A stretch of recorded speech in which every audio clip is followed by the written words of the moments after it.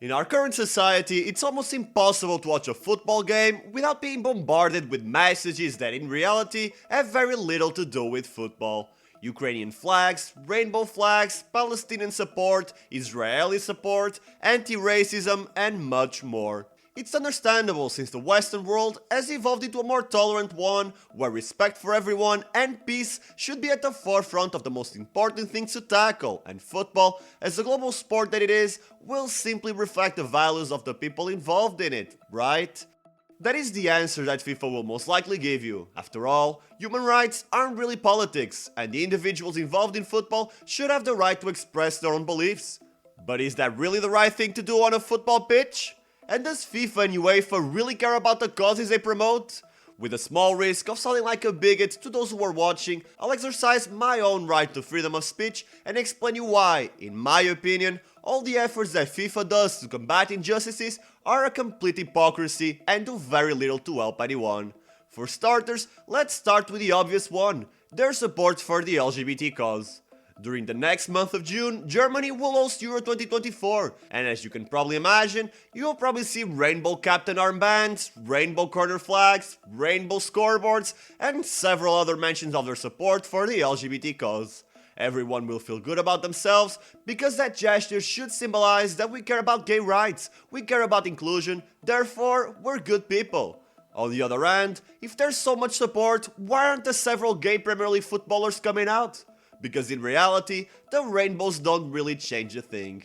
Do you really think a homophobic person will go into a football match, look directly at the various rainbow themed items and just think, oh, I guess I was stupid all along for hating gay people? It doesn't work like that. We should obviously promote tolerant environments, and if you see a guy going on a homophobic rant next to you, confront him, shame him. Nobody has the right to make others feel bad due to something so trivial as their sexual preference. But plastering flags will only cause more division. I'm sure I got people watching right now that live in countries where homosexuality is essentially wrong in their eyes. Whether it's because of religion or their societal values, they don't believe it's something acceptable. But those people aren't savages like the Western society tries to paint them. A Muslim fan isn't gonna start shouting gay slurs out of nowhere in a football match. However, at the same time, you'll feel disrespected by the fact that we're celebrating something that they deem as offensive. So, who's right and who's wrong? No one.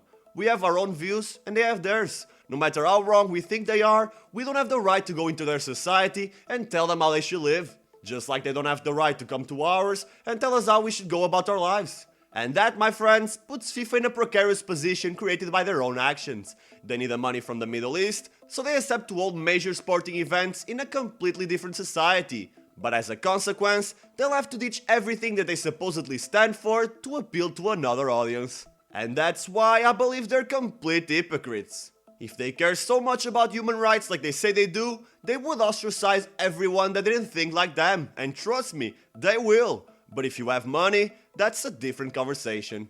FIFA will turn a blind eye to the several workers who have lost their lives building stadiums for major tournaments not only in Qatar, but also in other UEFA tournaments like Euro 2012. They'll ban the national team and clubs from Russia due to their invasion of Ukraine, even though none of their players have anything to do with that. But then, they'll allow and even give World Cup hosting rights to the USA, a country notorious for invading countries even when it's the wrong thing to do. Oh, and by the way, did that Russian ban really work? Because I haven't really heard about the Russo-Ukrainian war ending. The only thing that it did was destroying several careers of people that have as much to do with that war as you and me. That's my problem with their so-called human rights efforts. It's selective behavior that benefits absolutely no one. It's merely a coping behavior tailor-made for a society of keyboard warriors that like to protest the things that they hate while doing as little effort as possible. The same people who criticize the World Cup in Qatar are the same people who call that year's final the best of all time. And the same people who proudly wear rainbow flags and make inclusiveness their entire personality are the same people who couldn't even be bothered trying to understand where hate comes from. You can't really kill behaviors, you can only repress them. The best way to move forwards and evolve to a safer, equal and free society is to first understand everyone's beliefs so you can then effectively deconstruct them. But that's besides the point. Unlike FIFA, I have no intention of saving the world. I'm not Mr. Righteous who can do no wrong, I'm just a football fan. I like to watch football to distract myself from my own personal issues and to escape from societal problems. When I look at Mitoma, Benzema, Osimhen, Cristiano and Neymar, the first thing that comes to my mind is how they play, where are their achievements, who's better and who's worse. I don't look at them as Japanese or an Arab or whatever they associate themselves at a personal level. The same way as when I'm in a stadium alone, I can spark a conversation with a person sitting next to me, and no matter their religion, sexuality or political beliefs, our chit chat will not deviate from the topic that ultimately unites us all: football. Gianni Infantino talks about uniting the world through football all the time. I love the idea, but he's doing it all wrong. The only way you can unite people from completely different backgrounds is exactly by not bringing the controversial things into light.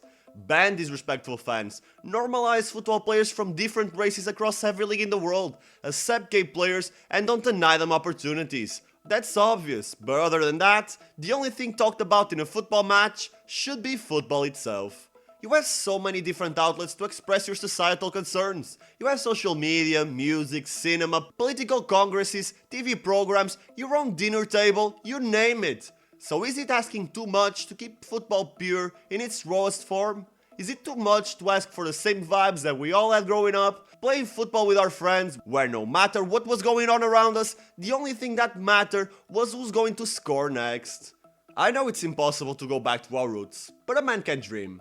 I will certainly do my part to continue bringing you football in its most beautiful form. The underdog stories, the tactics behind historical conquests, the lore of our favorite tournaments, and everything else related to football alone.